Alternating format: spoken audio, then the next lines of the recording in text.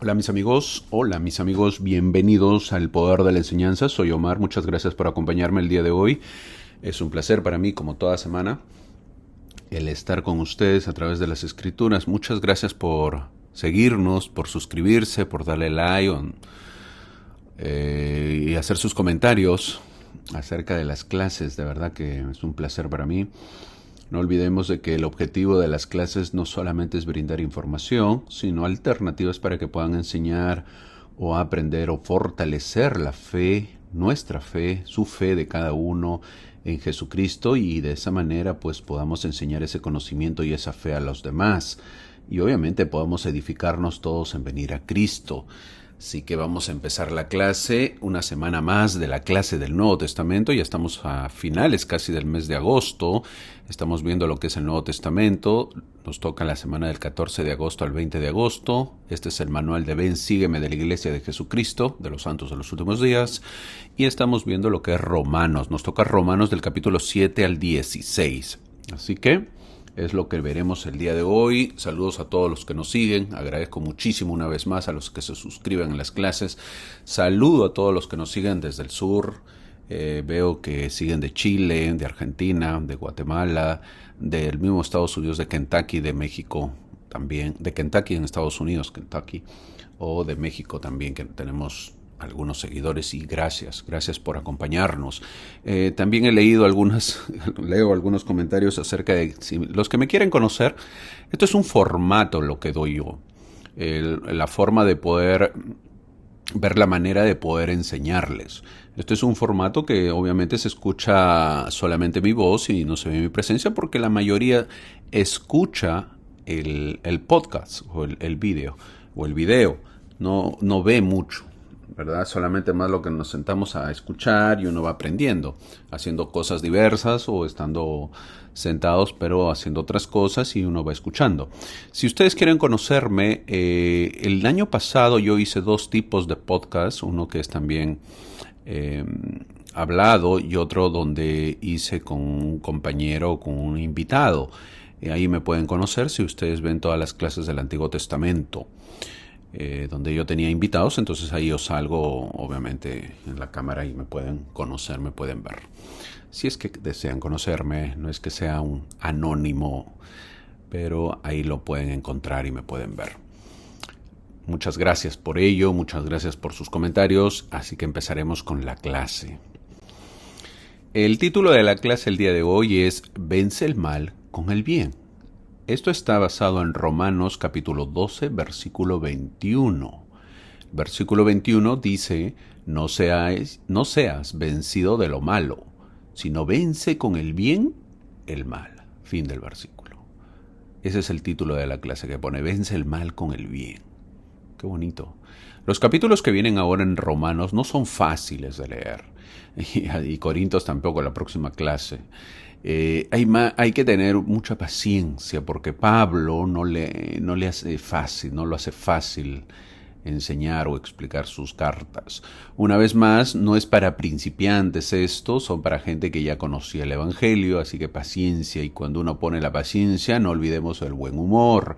Trataré de poder explicar lo más que se pueda, aunque el tiempo también siempre nos apremia, y van a quedar muchos temas o versículos sin analizar, así que es por tema de tiempo. Yo trato de ver lo que mejor se acomode, lo que mejor es, algunos temas que yo pueda compartirlos con ustedes, y algunos ya conocidos obviamente trato también de evitarlos o por el tiempo.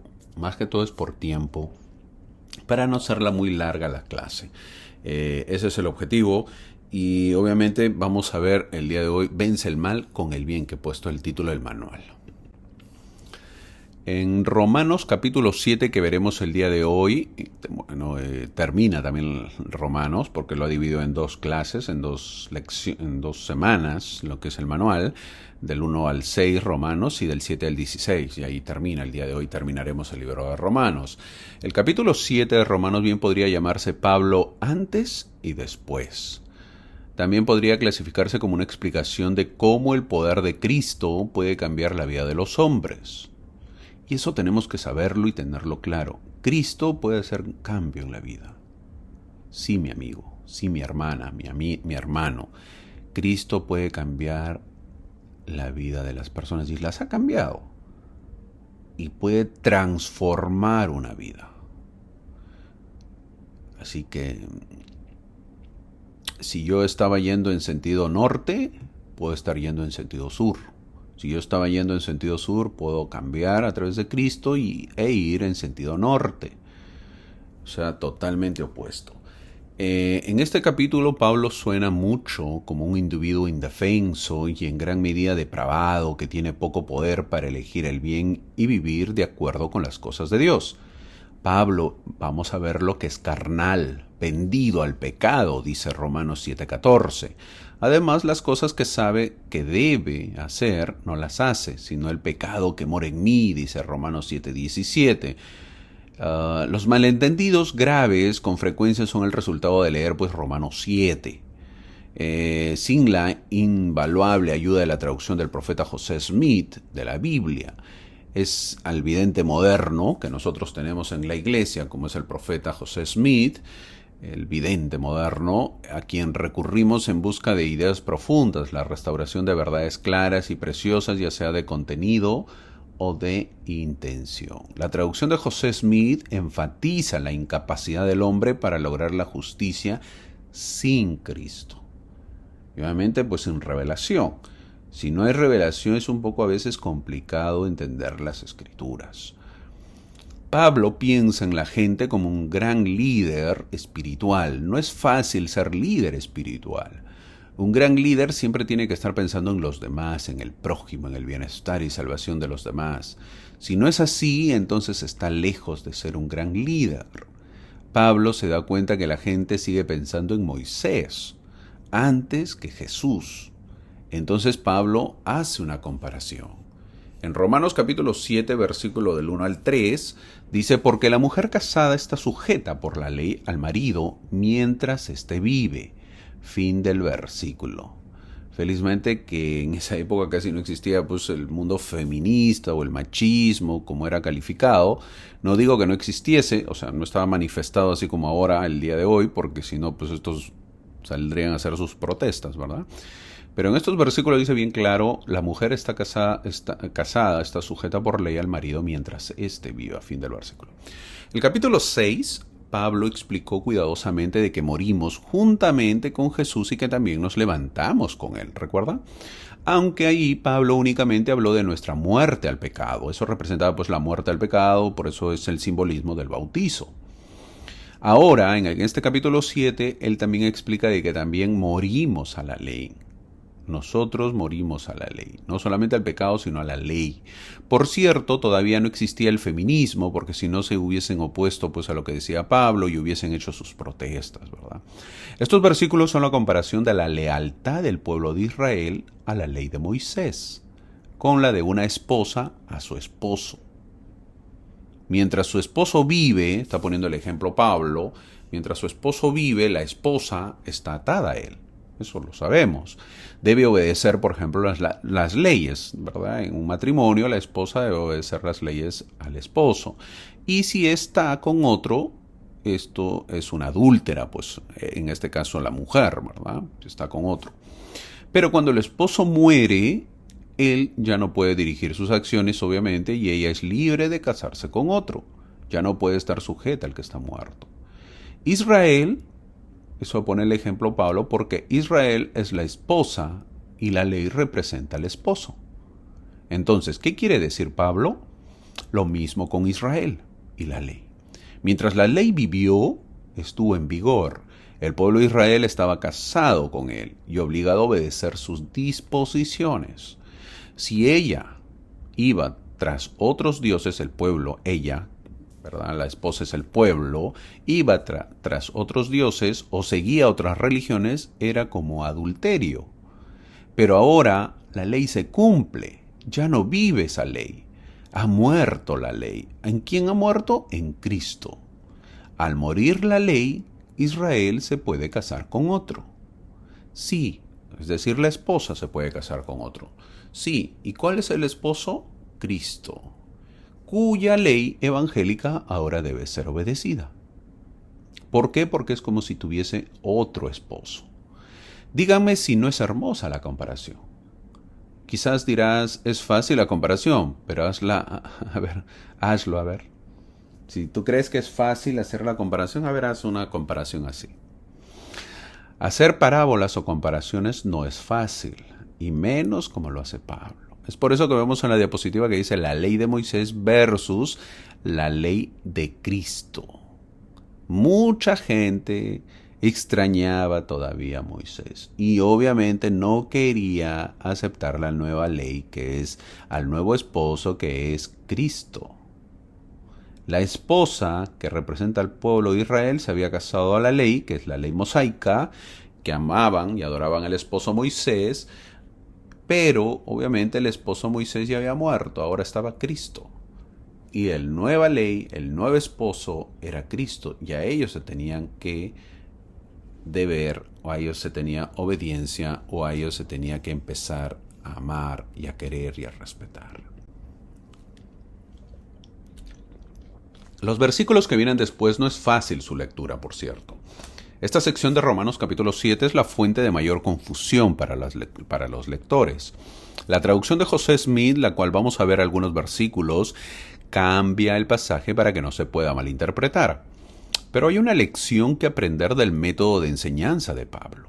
Las palabras de Pablo, tomadas en el contexto correcto, sus declaraciones tienen perfecto sentido. El hecho es que los problemas filosóficos que enfrentaban sus lectores romanos eran totalmente diferentes de aquellos con los que luchamos hoy. Por ejemplo, no tenemos el trasfondo mosaico y no nos preocupa cómo la ley de Moisés murió en Cristo a nosotros. No nos enfrentamos con el problema que los demás tengan que cumplir las normas inculcadas en Israel pues durante 1500 años, que en ese tiempo ellos vivían esa ley. Sin embargo, el argumento de Pablo tiene valor y mérito para nosotros. Ese es el importante, que tiene valor y mérito para nosotros.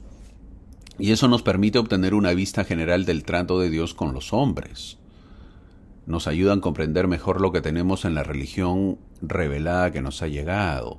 En efecto, Pablo está diciendo que la ley de Moisés era buena en su día, en su momento, que Dios la dio con un propósito, pero que ahora está muerta. Y en su lugar, Dios ha dado una ley superior a la cual todos los hombres ahora deben volverse para la salvación. Esto debe quedar muy claro. ¿Cuál es el contexto de las declaraciones de Pablo? En Romanos capítulo 7, del versículo del 9 al 24, son una brillante descripción de dónde estaríamos sin el sacrificio expiatorio del Salvador. Aquí, Pablo no está hablando como un apóstol, no está hablando como quien disfruta de la compañía diaria del Espíritu Santo, no está hablando como alguien que ha sido justificado y santificado por Cristo. Él está hablando como el hombre natural. En este capítulo, Pablo usa los términos yo, mí mismo o yo muchísimas veces. Lo hace porque está tratando de explicar dónde estaría Pablo sin la expiación, sin Cristo. Sin Cristo, Saulo de Tarso, que es el nombre de Pablo, está espiritualmente muerto. Sin Cristo, Saulo de Tarso es carnal, vendido al pecado, dice el versículo 14. Sin Cristo, Saulo es verdaderamente un miserable. Versículo 24 lo dice así. Parafraseemos a Pablo en este contexto, diciendo, yo era inocente antes de estar sujeto a la ley, pero tan pronto como me enseñaron la ley, cometí pecado y morí espiritualmente. Aunque la ley fue dada para dar vida, descubrí que no podía guardarla perfectamente y, por lo tanto, sin Cristo, produjo muerte. Sin un sacrificio redentor, el pecado me echa de la presencia de Dios. Los romanos que confiaron en la ley de Moisés no entendieron cuánto necesitaban el poder redentor del Salvador. No entendieron que sin Cristo la ley da muerte y no da vida. Ahora, apliquemos este mismo contexto a los santos de los últimos días, a nuestra época. Imagínate dónde estarías sin Cristo. En 2 de Nefi, capítulo 9, versículos 7 al 10, nos da una idea. Ahora, sin la explicación, incluso la ley del Evangelio es inútil. Sin la expiación, el bautismo no es más que una reunión de familiares y amigos. Sin la expiación el sacerdocio no tiene poder. Sin la expiación, la investidura y el matrimonio que realizamos en los templos, en el templo no tendrá fuerza en el mundo venidero. Sin Cristo, mi hermano, mi amigo, eres carnal y vendido al pecado. Sin Cristo, nada bueno mora en nosotros. Sin Cristo a todos nos queda exclamar como lo hizo Pablo: miserable de mí. ¿Quién me librará de este cuerpo de muerte? Según el versículo 24. Es por eso que en la diapositiva vemos la ley de Moisés, que es menor a la ley de Cristo. Y eso tenemos que saberlo.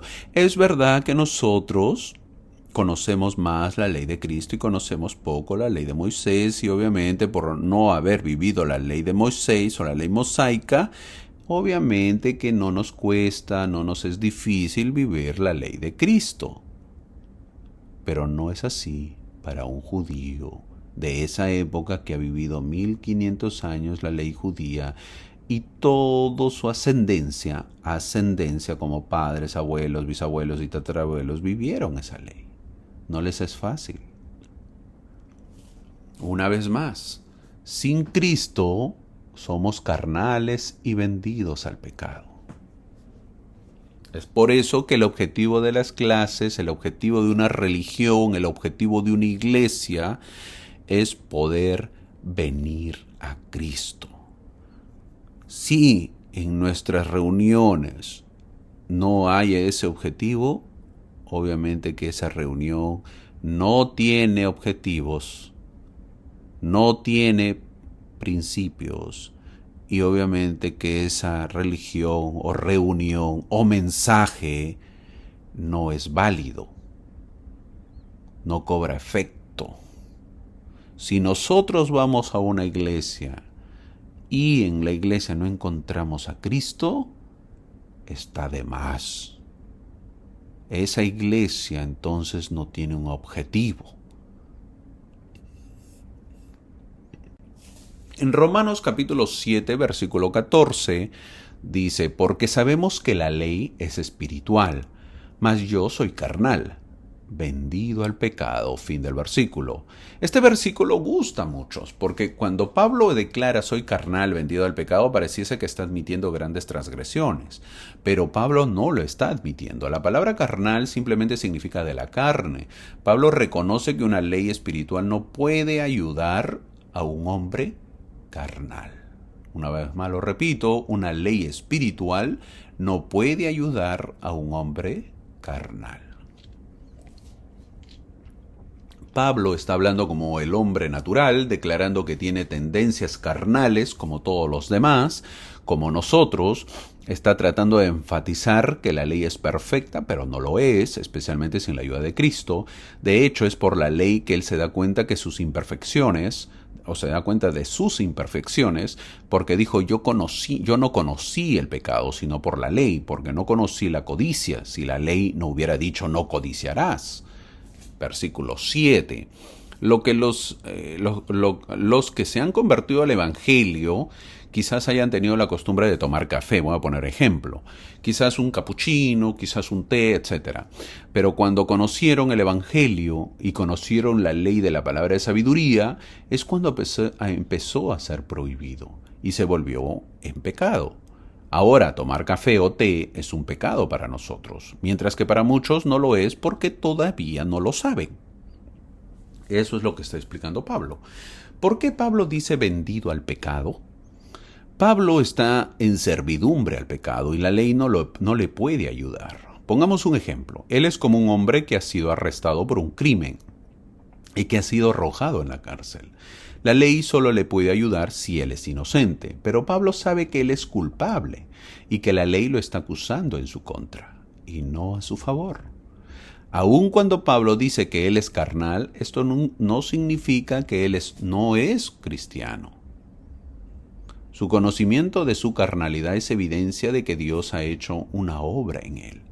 Lo mismo que en Pablo, nosotros también somos cristianos con defectos porque somos carnales, y mientras no salgamos del estado carnal, seguiremos vendidos al pecado. ¿Y por qué?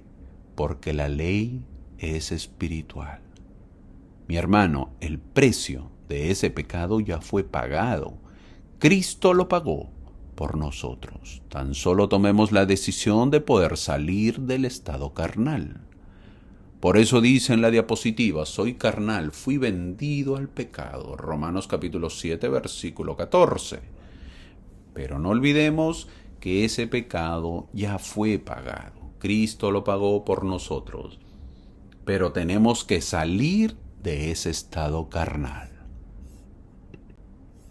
Si lees el versículo 15, es medio confuso y es por eso que el profeta José Smith ayuda en esto.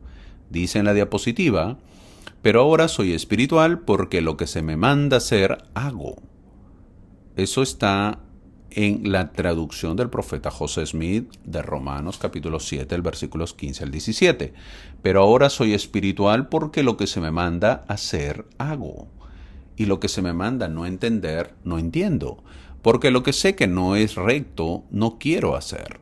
Porque lo que es pecado, aborrezco. Y si no hago, pues, lo que no quiero entender, apruebo que la ley es buena y no soy condenado. Fin del versículo. Creo que ahora queda mucho más claro. El profeta José Smith tradujo casi todo este capítulo, así que te invito a que lo leas tranquilamente y si quieres puedes hacer las comparaciones. La traducción de José Smith pone énfasis en lo que Pablo seguramente pretendía, en el hecho de que por medio de la expiación de Cristo el hombre es liberado de la atracción y la mancha del pecado. Cuando estaba bajo la ley de Moisés, todavía era carnal, era vendido al pecado. El versículo 15 dice, pero ahora soy espiritual, porque lo que se me manda hacer, hago, y lo que se me manda no entender, no entiendo. Versículo 16, porque lo que sé que no es recto, no quiero hacer, porque lo que es pecado, aborrezco. Vamos al libro de Mormón un momento y recordemos el testimonio de Lehi, que es un testimonio que confirma este principio de verdad, en segunda de Nefi capítulo 2, versículo 25 y 26, que son versículos muy conocidos. Adán cayó para que los hombres existiesen. Y existen los hombres para que tengan gozo. Y el Mesías vendrá en la plenitud del tiempo para redimir a los hijos de los hombres de la caída. Y por cuanto fueron redimidos de la caída, se hicieron libres para siempre, sabiendo el bien del mal. Actuar por sí mismos y que no se actúe sobre ellos. Fin de los versículos. ¿Es más fácil? Sí, obviamente tenemos la ayuda de lo que es los versículos del profeta, de la traducción del profeta José Smith. Veamos algo más. El presidente Brigham Young dijo, cuando recibimos el Evangelio, inmediatamente comienza una guerra. Pablo dice, versículo 22, me deleito en la ley de Dios. Versículo 23, pero veo otra ley en mis miembros que se rebelan contra la ley de mi mente y que me lleva cautivo a la ley del pecado que está en mis miembros. Fin del versículo. Entonces, tenemos que pelear continuamente. ¿De qué pelea se está hablando? De la pelea para que el espíritu sea dueño del tabernáculo, sea dueño del cuerpo, para que la carne se sujete a la ley del espíritu. Si esta guerra no se lleva a cabo diligentemente, entonces la ley del pecado prevalece. Y como consecuencia de esto, algunos apostatan de la verdad al atravesar las llanuras. Aprenden a jurar en lugar de orar, se vuelven altivos y temperamentales en lugar de aprender a ser pacientes y humildes. Y cuando llegan a estos valles se sienten tan autosuficientes que se consideran los únicos que realmente tienen razón. Están llenos de tinieblas, la autoridad del espíritu no es escuchada, y la ley del pecado y de la muerte es el poder que gobierna en sus tabernáculos. Una vez pudieron testificar por las revelaciones de Jesucristo para ellos que el mormonismo o el evangelio es verdadero. Entonces el espíritu triunfó sobre la carne, anduvieron a la luz de Dios, y grande fue su gozo y resplandeciente su esperanza de inmortalidad y vida eterna. El gobierno de la carne trae tinieblas y muerte, mientras que, por otro lado, el gobierno del espíritu trae luz y vida. Cuando a través del evangelio el espíritu en el hombre ha subyugado tanto la carne que puede vivir sin transgresión deliberada, el Espíritu de Dios se une con el espíritu del hombre. ¿Quién dijo eso? El presidente Brigham Young. Eso esto lo encuentras en Discursos del presidente Brigham Young en el volumen 26. ¡Wow! Así que a leer bastante si es que queremos saber. Eso dijo el presidente Brigham Young, ¿no? El presidente Brigham Young dijo: cuando recibimos el Evangelio, inmediatamente comienza una guerra. Y eso a veces lo hemos visto, lo vemos, ¿verdad? El espíritu a veces se rehúsa, se resiste. Y a veces cuando no puede dominar el cuerpo, porque el cuerpo está más decidido, más con la fuerza de voluntad, obviamente a veces usa pues a los familiares directos, como el esposo, la esposa, los hijos, las hijas, o los familiares como los padres o las madres, y obviamente empiezan a atacar. De tal manera que obviamente vuelva a ese estado pecaminoso, mientras el espíritu trata de todas maneras de mantenerse en pie. Si es que, como dice el presidente Brigham Young al final, cuando a través del evangelio el espíritu en el hombre ha subyugado, lo subyugas tanto a la carne que puede vivir sin transgresión, sin pecado, el espíritu de Dios se une con el espíritu del hombre. Qué hermoso, ¿verdad? Qué hermoso. Pero eso es obviamente una pelea, pues una guerra que tiene que haber un cambio en la persona. Eso toma tiempo, no es fácil. En este capítulo 8, vamos a avanzar al capítulo 8, empieza un poco con optimismo, más optimismo. En el versículo 1 dice: ninguna condenación hay para los que están en Cristo Jesús, los que no andan conforme a la carne, sino conforme al Espíritu, porque la ley del Espíritu da vida en Cristo Jesús, porque la ley del Espíritu da vida en Cristo Jesús me ha librado de la ley del pecado y de la muerte. Fin del versículo. Pablo nos dice que los que andan en el Espíritu no están bajo condenación, pero a menudo realmente no le creemos. Con tanta frecuencia vemos a miembros que hacen todo lo posible, pero se sienten abrumados por sentimientos de culpa e insuficiencia, ¿verdad? ¿Cómo es esto posible? Pablo está susurrando en un oído: eres libre del poder del pecado por la expiación del Salvador. Y Satanás obviamente no se queda y está susurrando al otro oído: no eres lo suficientemente bueno, la hermanita fulana de tal es más espiritual que tú. También nos dice: te perdiste de nuevo, tu visita de maestre visitante. Siempre es negativo. Mientras el espíritu es positivo, siempre hay negatividad. Parecería que muchos o demasiados escuchan la voz seductora pues de Satanás en lugar de la declaración liberadora de la verdad de Pablo. ¿Qué cuál es? Vivir por el Espíritu lo hace a uno libre de la ley del pecado y de la muerte. Eso también debería significar que estamos libres de sentimientos de insuficiencia, de culpa y autodesprecio. Esos sentimientos no son buenos en la vida de un creyente. Luego Pablo dice, versículo 5, porque los que son de la carne piensan en las cosas de la carne, pero los que son del Espíritu en las cosas del Espíritu. Fin del versículo. Si uno tiene la mente en las cosas de la carne, no puede tener la mente de Cristo, porque sus patrones de pensamiento están lejos de Jesús. Al igual que los deseos o los intentos del corazón, si Jesús el Maestro es un extraño para nosotros, entonces simplemente terminaremos sirviendo a otros maestros. A otros maestros vamos a terminar sirviendo. Y luego Pablo dice, porque el ocuparse de la clase es muerte, pero el ocuparse del Espíritu es vida y paz. Fin del versículo. Es vida y paz. Debemos tener una mente espiritual. La espiritualidad está determinada por la perspectiva y las prioridades personales. Un científico puede ser más espiritual que un teólogo. Un maestro puede ser más espiritual que un oficial. ¿Cuáles son nuestras prioridades entonces? Hace muchos años, para entenderlo, una hermana no sabía leer ni escribir. Así se pasó toda su vida. Hasta que esta hermana mucho mayor, conoció a los misioneros y el Evangelio. Y la pregunta era, ¿cómo iba a poder el libro de Mormón? ¿Cómo iba a poder leer el libro de Mormón?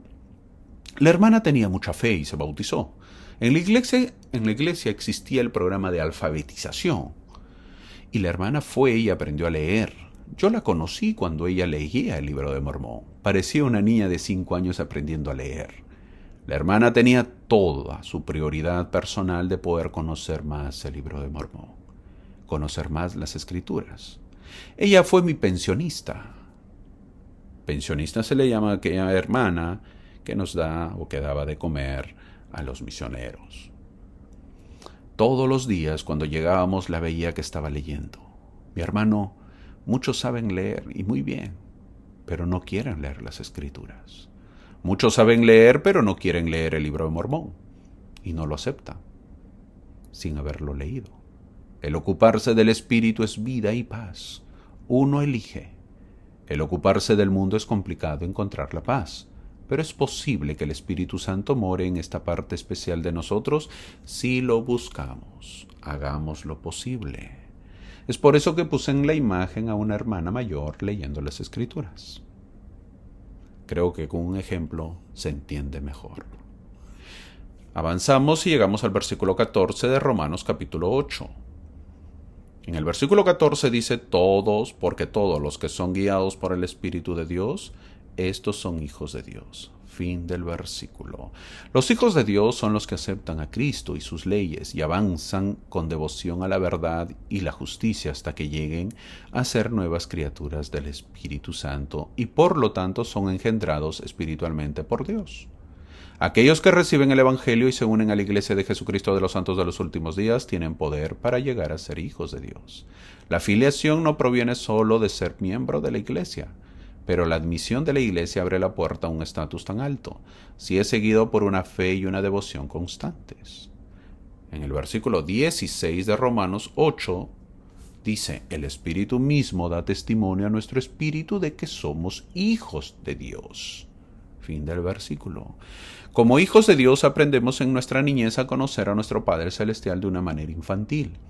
Y si seguimos el curso correcto, solo si seguimos el curso correcto no hay otra manera. Si es así, llega el momento en que comprendemos el significado más amplio de esta relación con nuestro Padre Celestial. Entonces, nos damos cuenta de que estamos hechos a su imagen espiritual así como a su imagen física. En nuestra madurez más espiritual comenzamos a comprender la declaración de Pablo, quien dijo, el Espíritu mismo da testimonio a nuestro espíritu de que somos hijos de Dios. Y cuando tienes ese testimonio, entonces sabes que eres parte de la familia de Dios, que Jesucristo es tu hermano mayor y que has heredado las características de amor, perdón, paciencia, servicio, tolerancia, obediencia. Cristo es nuestro ejemplo como hermano mayor. El elder Mar Petersen dijo, entonces siendo hijos de Dios podemos ver nuestro verdadero destino. Y estando así relacionados con Él como sus hijos, ahora nos vemos a nosotros mismos bajo una luz completamente nueva, no como descendientes de criaturas parecidas a simios que viven en una existencia sin rumbo, sino como descendientes de Dios Todopoderoso, con la posibilidad de llegar a ser como Él. Ahora podemos entender el verdadero lugar y la dignidad del hombre. Ahora podemos ver su potencial infinito. Como miembros de la Iglesia, de la familia de Dios, podemos saber que Él nos ha colocado aquí en la tierra, en un tiempo de escuela que nos ayudará a llegar a ser como Él, si estamos dispuestos a seguir el plan de estudios. Eso dijo el elder Mark Petersen. Eso lo dijo en la Conferencia General de octubre del 68. Eso lo dijo en la reunión del sacerdocio, si lo quieren buscar, fin del comentario. En Romanos capítulo 8, versículo 17, dice, y sí, hijos, también herederos, herederos de Dios y coherederos con Cristo. Fin del versículo. Es importante, hermanos, lo que estoy leyendo es cómo Pablo está tratando de enseñar el Evangelio, reforzar el Evangelio a los romanos, a la iglesia en Roma. Este es un versículo clave, el versículo 17 para nosotros. Una de las críticas más comunes a la teología santo de los últimos días, es que creemos que el hombre tiene un potencial divino. Hay que aprender un poquito. Por eso dije teología. La teología significa todo con respecto a Dios, estudiar el tratado de Dios. Que estas palabras no nos asusten, sino al contrario, ¿verdad? La teología a veces nos asusta. ¿De qué está hablando, hermano? No, son palabras que hay que usarlas, porque son correctas y están en el diccionario, no pertenecen a nadie. Entonces, estas palabras que no nos asusten, sino al contrario podamos aprender más, ya que en nuestras clases no usamos estas palabras, no usamos la teología, la palabra teología, sin embargo estudiamos teología, así que vamos aprendiendo poco a poco, por eso lo menciono. La evidencia bíblica de esto es más que amplia. La declaración de Pablo de que seremos coherederos con Cristo es una de las escrituras fundamentales que señalan el potencial del hombre para elevarse e incluso pasar por encima de los ángeles y los dioses para nuestra exaltación. Una vez más voy a leer el versículo 17 que está en la diapositiva. Y sí, hijos, también herederos, herederos de Dios y coherederos con Cristo, si es que padecemos juntamente con Él, para que juntamente con Él seamos glorificados. Ser coheredero con Cristo no nos hace iguales a Cristo, pero nos da derecho a todo lo que Él hereda del Padre. El que recibe a mi Padre recibe el reino de mi Padre. Por tanto, todo lo que mi Padre tiene le será dada, dice Doctrina y Convenios 84:38. Fin del versículo. Para los santos de los últimos días, para nosotros, convertirse en dioses significa vencer al mundo a través de la expiación de Cristo. Así nos convertimos en herederos de Dios y coherederos con Cristo. Y heredaremos todas las cosas así como Cristo hereda todas las cosas. No hay limitaciones en estas declaraciones bíblicas. Heredaremos todas las cosas, incluido el poder de crear y engendrar. En ese estado glorificado, seremos como nuestro Salvador.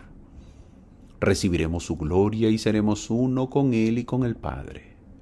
Sentados con Dios en el trono de Dios, gobernaremos sobre todas las cosas. Ahora, si las escrituras cristianas enseñan que nos parecemos o pareceremos a Dios, recibiremos la herencia de Dios, recibiremos la gloria de Dios, seremos uno con Dios, nos sentaremos en el trono de Dios y ejerceremos el poder y el gobierno de Dios. Más adelante Pablo dice más verdades, en el versículo 26, por ejemplo. Y de igual manera el Espíritu nos ayuda en nuestra debilidad. Pues, ¿qué hemos de pedir como conviene? No lo sabemos, pero el Espíritu mismo intercede por nosotros. Fin del versículo. Disfrutaremos tanto de la compañía del Espíritu que Él nos dictará lo que debemos pedir. Y esto es cuando estamos en sintonía con los mandamientos y con el Espíritu. Cuando intentas obtener respuestas a tus oraciones y ser dirigido por el Señor, debes aprender a seguir las impresiones del Espíritu. Esas impresiones te ayudarán a saber lo que el Señor requiere de ti, mientras más buscas la bendición. Te ayudarán a saber por qué orar y a dónde ir a partir de allí. Pablo observó que todos necesitamos la ayuda del Espíritu para ayudarnos incluso a saber por qué debemos orar. Cuando uno lee esto, se da cuenta que gran ayuda que nos da Dios. Es una gran ayuda que nos da. No nos ha dejado solos, sino que el Espíritu nos acompaña. Qué hermoso, ¿verdad? En Romanos capítulo 8, versículo 28 dice: a los que aman a Dios, todas las cosas les ayudan a bien. Fin del versículo. Que no te sorprenda lo que el Señor puede hacer cuando veas cuántas cosas trabajan juntas para nuestro bien. Pero lo último en contar las bendiciones es aprender a contar con el Señor. Cuando podemos tener este tipo de fe, entonces las promesas se convierten en bendiciones. Somos un pueblo con promesas. El Señor a menudo nos prueba, pero su palabra es verdadera. El mundo de hoy habla mucho sobre el amor y muchos lo buscan, pero el amor puro de Cristo difiere mucho de lo que el mundo piensa del amor. Si ya nos olvidamos dónde estábamos, recordemos el contexto. Es crucial entender que Pablo está hablando a los judíos en Roma, que reclamaron la salvación a través de Abraham y la ley de Moisés en lugar de a través de Cristo. Él está explicando una contradicción potencial. ¿Cuál es? Que la simiente de Israel, de Jacob, como grupo es el pueblo del pacto según el conocimiento previo de Dios, pero que los hijos de Abraham, como individuos, no pueden esperar la salvación si rechazan al Salvador. El versículo 29 veremos que dice, porque a los que antes conoció, también los predestinó, para que fuesen hechos conforme a la imagen de su Hijo, para que Él sea el primogénito entre muchos hermanos. Fin del versículo. La predestinación reclama la predeterminación divina. Una mejor traducción sería preordenar, que evita las teorías teológicas que niegan el libre albedrío. Cuando se habla de predestinación es dejar de lado el albedrío, y nosotros creemos en el albedrío. Así que es mejor usar la palabra preordenar. Este pasaje ha inquietado a muchos estudiosos del Nuevo Testamento, y obviamente que con razón. Parece enseñar que un Dios todopoderoso ha predeterminado los destinos de cada individuo. Llamamos a la predestinación el decreto eterno de Dios, mediante el cual determinó dentro de sí mismo lo que deseaba llegar a ser de cada hombre. La vida eterna está predeterminada para algunos, la condenación eterna para otros. Por lo tanto, cualquier hombre ha sido creado para uno u otros de estos fines. Para los santos de los últimos días, la idea de la predestinación no es bíblica. No solo niega lo que Pablo y otros profetas enseñaron sobre el albedrío, sino que también limita el amor de Dios a unos pocos elegidos. El elder Joseph Fielding Smith declaró enfáticamente que ninguna persona está predestinada jamás a la salvación o a la condenación. Toda persona tiene libre albedrío. Entonces, ¿no creemos en la predestinación? No. Creemos en la preordenación. El elder James Talmage también denunció el concepto de predestinación diciendo que nos convierte simplemente en autómatas, representando un destino predeterminado decretado por Dios. Y eso no existe. El elder Bruce R. McConkie, en su famoso libro Doctrina Mormona, dijo, las definiciones del diccionario de preordenación es predestinación, lo que significa la designación previa en la preexistencia de personas particulares para realizar trabajos designados u obtener recompensas particulares. Fin del comentario. Nosotros no creemos en la predestinación, creemos en la preordenación. Romanos capítulo 8, versículo 29 y 30 dice, y a los que predestinó, a estos también llamó. Fin del versículo. Los siervos del Señor también son llamados desde la fundación del mundo. Incluso podríamos decir que el tiempo y el lugar de nuestro nacimiento han sido predestinados. Si bien Dios puede haber predeterminado los límites de nuestra habitación, debemos saber que no ha predeterminado los límites de cada una de nuestras acciones. El profeta José Smith enseñó que todo hombre que tiene un llamamiento para ministrar a los habitantes del mundo fue ordenado con ese mismo propósito en el gran concilio de los cielos antes de que existiera este mundo. Enseñanza del profeta José Smith.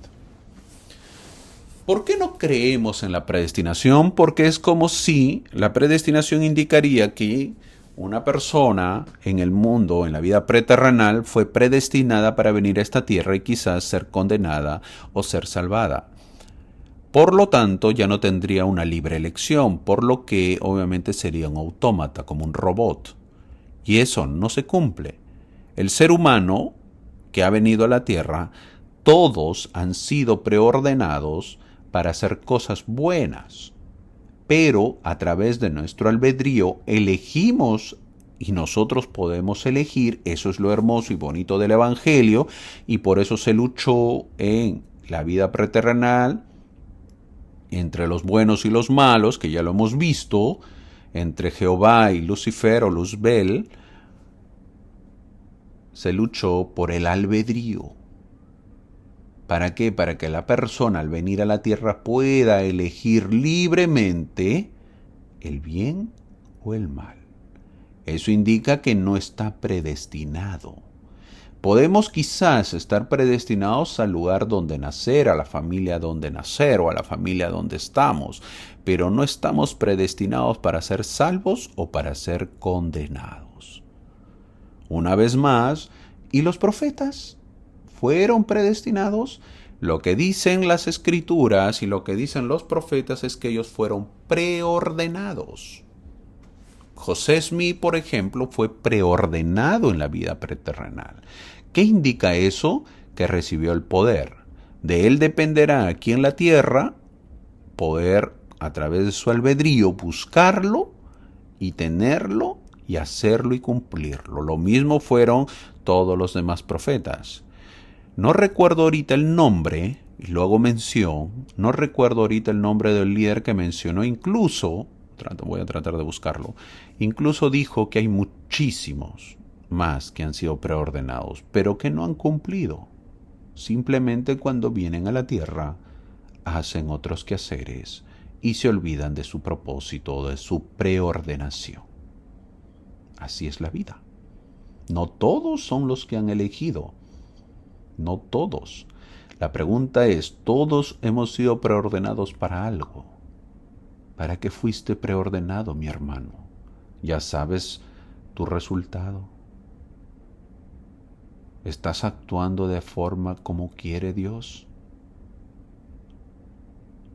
¿Con la vida que estás llevando, crees que Dios está contento? Esa es una gran pregunta que debemos hacernos, ¿verdad? Así termina el capítulo 8 de Romanos.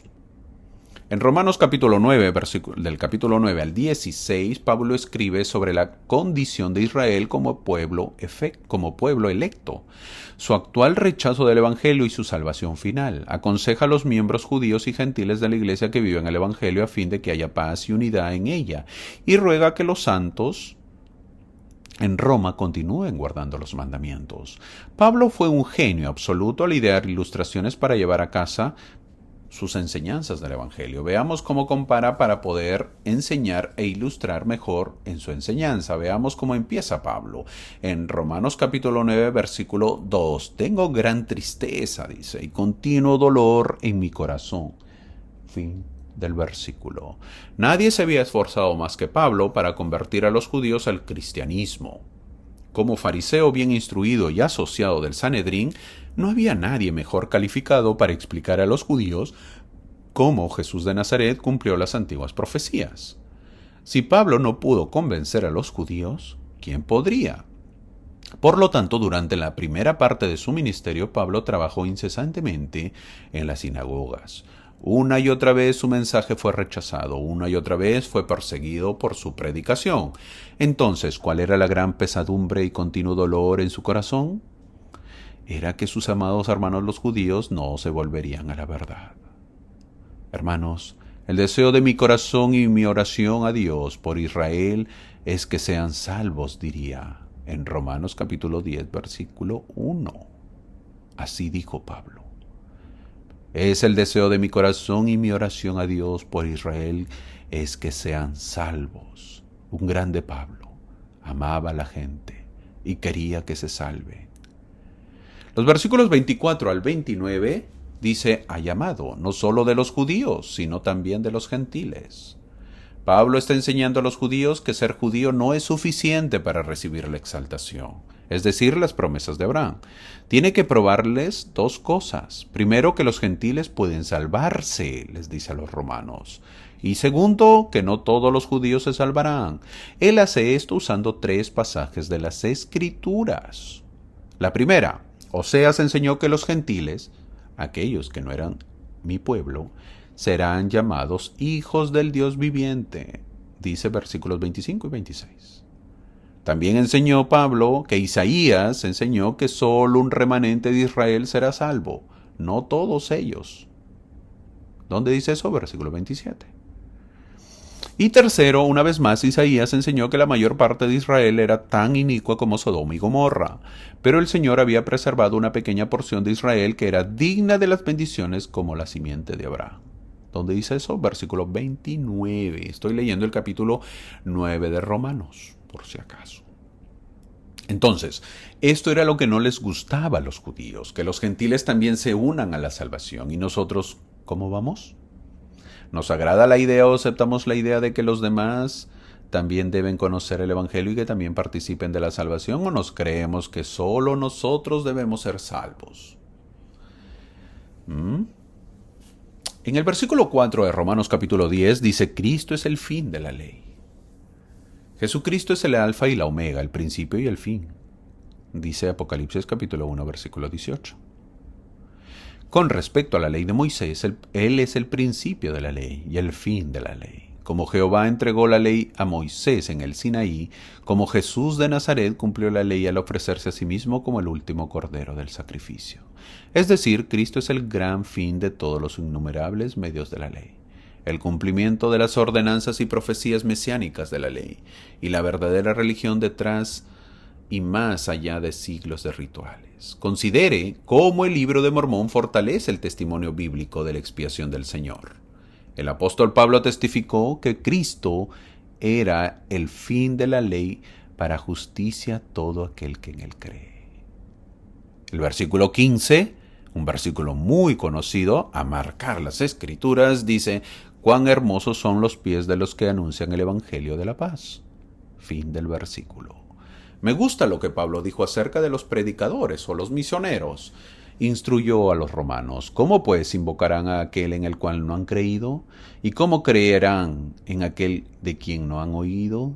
¿Y cómo oirán sin haber quien les predique? Cuán hermosos son los pies de los que anuncian el Evangelio de la paz y traer buenas nuevas de cosas buenas. Era obvio que Pablo se consideraba un predicador y era un halago para él mismo. Los pies, las voces, los rostros y todos el ser de aquellos predicadores que comparten verdades salvadoras siempre serán preciosos y hermosos para los nuevos conversos, especialmente para aquellos que han sufrido de sus pecados. Los ojos de aquellos que han aprendido de Cristo y de su poder para salvar aman a sus misioneros, recuerdan sus mensajes y la oportunidad que tuvieron de que se les predique. Todos los que hemos sido conversos o convertidos al Evangelio, recordamos a los misioneros. Todos tenemos a nuestros misioneros.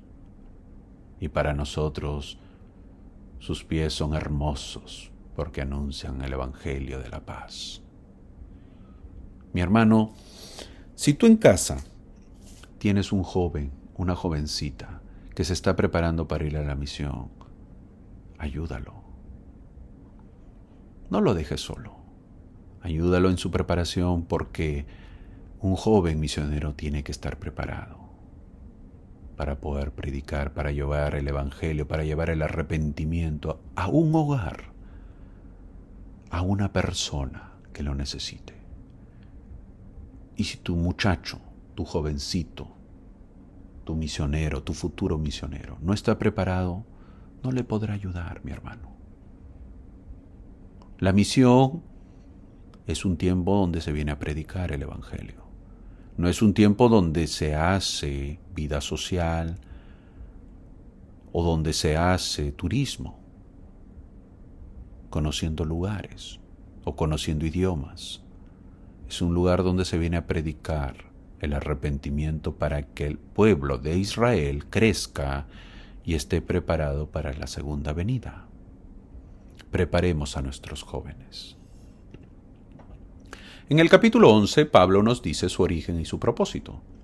Romanos capítulo 11, versículo 1 dice: yo también soy israelita de la tribu de Benjamín. Fin del versículo.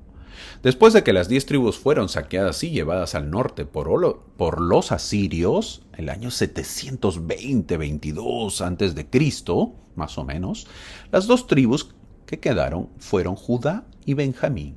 Estas 2 tribus comprendían el reino de Judá, al sur. La mayoría de los judíos en los días de Pablo habrían descendido de una de estas 2 tribus. Habrían habido algunos descendientes de otras tribus también, particularmente Leví, Efraín y Manasés.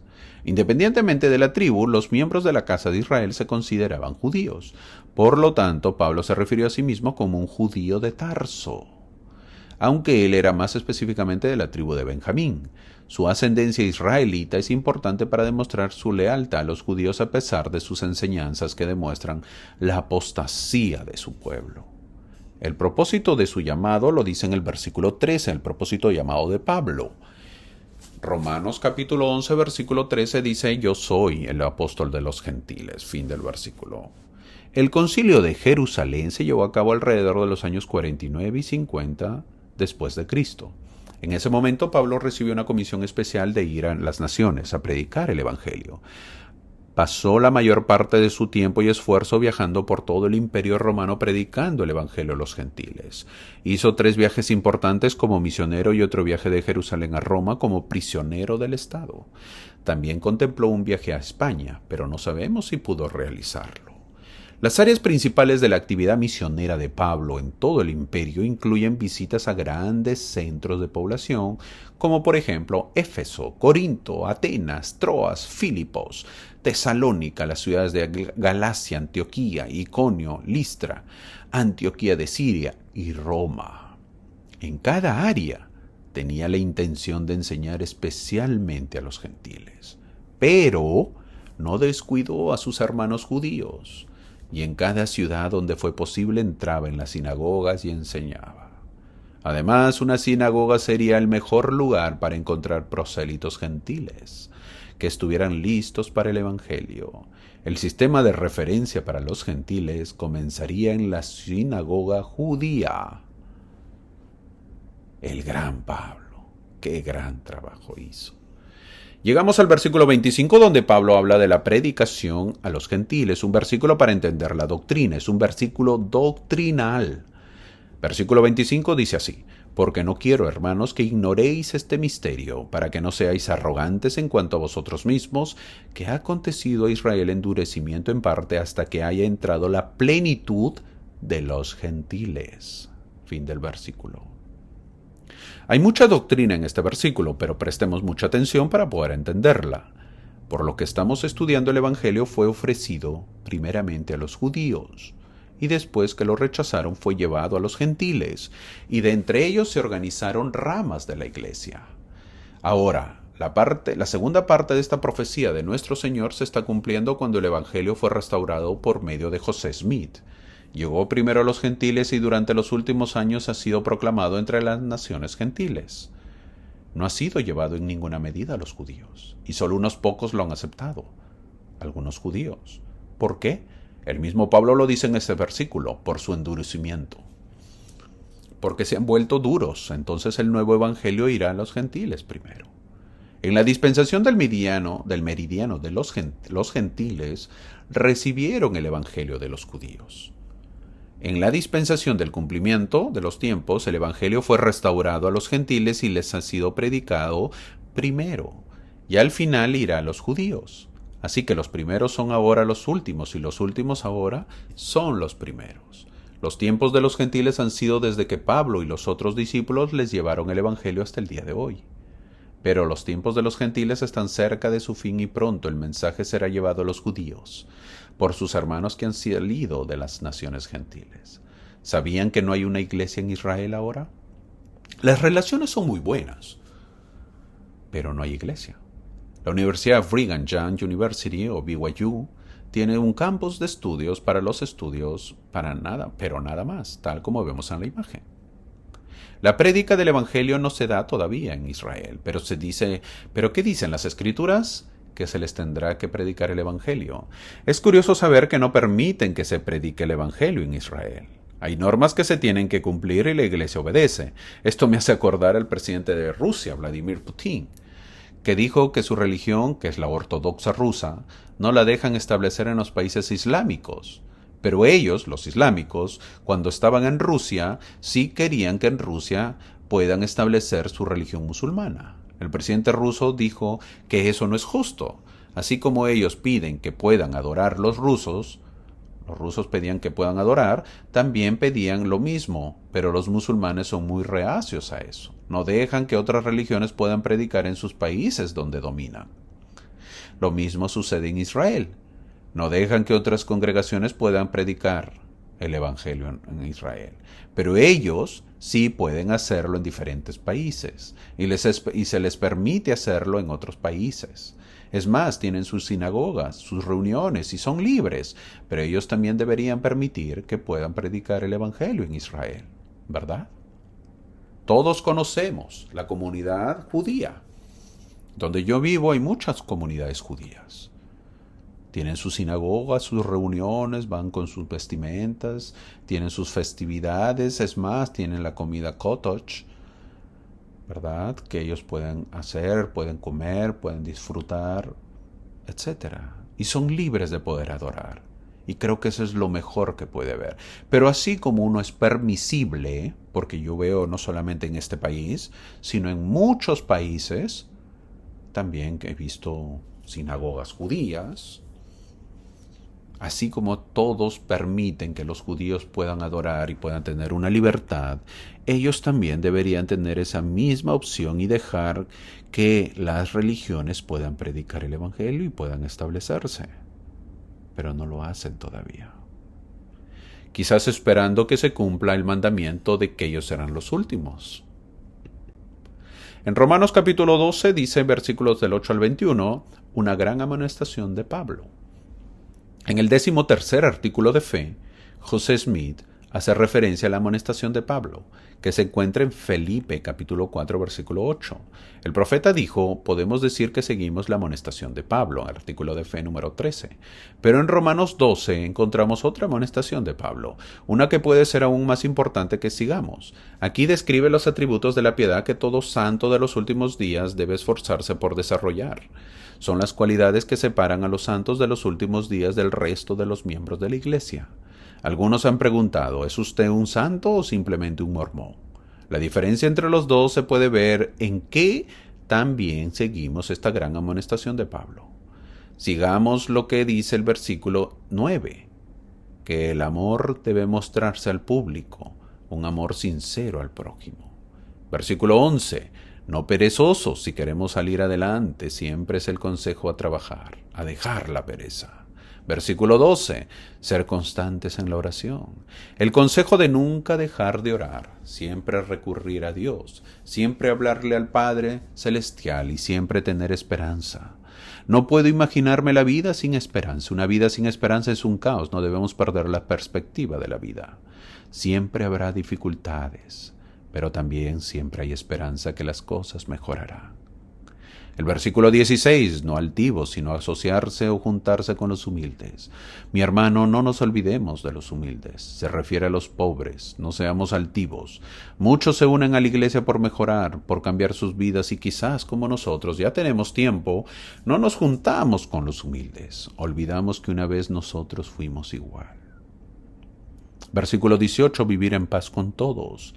Dejemos, mi amigo, de lado las peleas y vivamos en paz. He puesto una imagen que me encantó porque se ve que Jesús se lleva a un supuesto predicador enojado y que está discutiendo con alguien.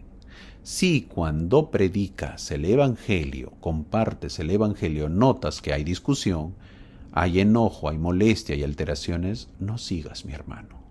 El Evangelio no es así. La religión es un tema que se discute, pero hay que evitar llegar a los extremos. No se trata de ganar, no se trata de decir tú estás mal y yo estoy bien. Tenemos que ser muy cuidadosos, llevemos la vida en paz. Ayuda mucho el tener una voz calmada y saber que con quien se le está compartiendo el Evangelio tiene o no el deseo de poder aprender. Versículo 21 dice, vence con el bien el mal. El título de la clase de esta semana. Un gran consejo que nos da Pablo que aplica para hoy también.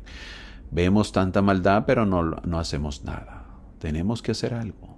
No podemos ser espectadores nomás. Los consejos siguen en el versículo 13. En el versículo 9 del capítulo 13 dice amar al prójimo como a uno mismo. Este es el resumen de todo. Si no tenemos al prójimo presente, será difícil poder avanzar en el Evangelio. Pablo les dice a los romanos algo que también aplica a nosotros, porque ahora está más cerca de nosotros nuestra salvación que cuando creímos. Fin del versículo. Ha pasado para muchos muchísimos años, mi hermano. Déjame decirte que has avanzado. No eres el mismo. Has mejorado, no es por el tiempo, porque quizás tengas poco tiempo en la iglesia, pero ya empezó tu cambio. Si tienes muchos años, has cambiado.